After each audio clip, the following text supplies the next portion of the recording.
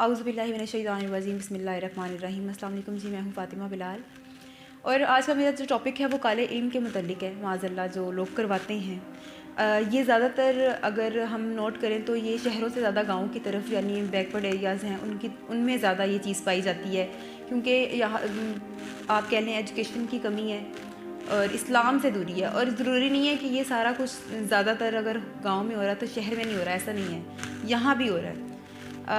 इसलिए कि हम इस्लाम से दूर हैं।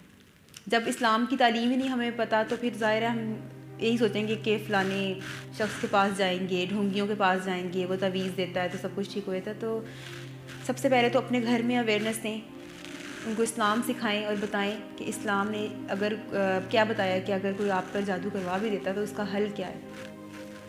तो मैंने ये टॉपिक इसलिए चुना कि ये बहुत आम हो गई है हर चीज़। हर दूसरी औरत ये कह रही है मेरे शोहर पे जादू है, हमारे कारोबार पे जादू है, या हर बंदे को यही लग रहा है कि उस पर जादू ही हुआ है। और ज़रूरी नहीं है कि ऐसा हो, कुछ पे मुसीबतें भी आती हैं, लेकिन अक्सर औक़ात ये भी देखा गया है कि फैमिलीज़ वाले ही खुद ही ये काम करवाते हैं ताकि अगला शख्स खुश ना रहे, परेशान रहे, हालांकि अपने अंजाम को वो भूल जाते हैं। बहरहाल मैं एक पर्सनल एक्सपीरियंस आपके साथ शेयर कर रही हूँ कि मेरी खाला हैं, उनका घर था जहाँ बहुत सारे तवीज़ दफन थे, क्योंकि उनकी सास से उनका कोई झगड़ा था। वो ये चाहती थी कि उनको तलाक हो जाए और इसी वजह से उन्होंने काफ़ी कुछ किया। लेकिन मेरी खाला की एक बात बहुत अच्छी थी, उनको अल्लाह पर पूरा यकीन है।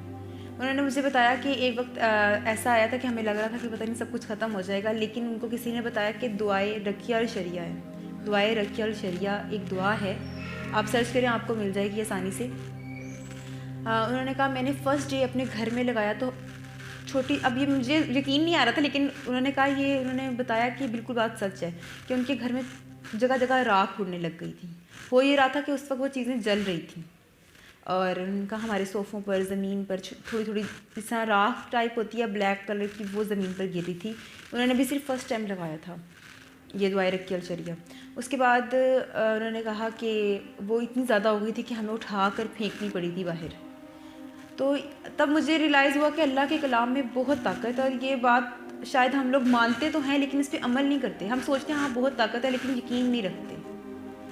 तो मैं आप लोगों को सजेस्ट करूँगी कि अगर आप लोगों को ऐसा लग रहा है कि आप पर किसी ने जादू करवाया है या कोई मसला है, तो दुआए रकिया अलशरिया ज़रूर लगाइएगा। मैं लिंक दे दूँगी डिस्क्रिप्शन में, और वहाँ से आप रोज़ाना अपने घर में लगा दें। 13 मिनट की है, शायद इससे ज़्यादा नहीं है, तो वो मस्ट अपने घर में लगाएं अगर आपको लग रहा है। दूसरी अहम बात मैं ये करना चाहूँगी, अक्सर लोग कहते हैं जादू बरहक है। ये बहुत गलत बात है, जादू बरहक नहीं है।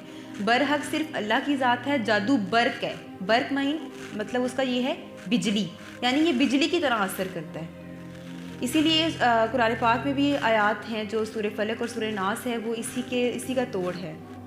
बाकी दुआए रखिए और शरिया आप अपने घर में ऊंची आवाज़ में लगा दें, इंशाल्लाह गारंटी है कि एक हफ्ते के अंदर अंदर कुछ ऐसा था भी तो वो ख़त्म हो जाएगा। दूसरा, जादू को बरहक नहीं कहना, जादू बरहक नहीं बर्क है, बर्क यानी बिजली। और इसके साथ ही मैं आपसे इजाज़त चाहूँगी। अल्लाह ने के बाद।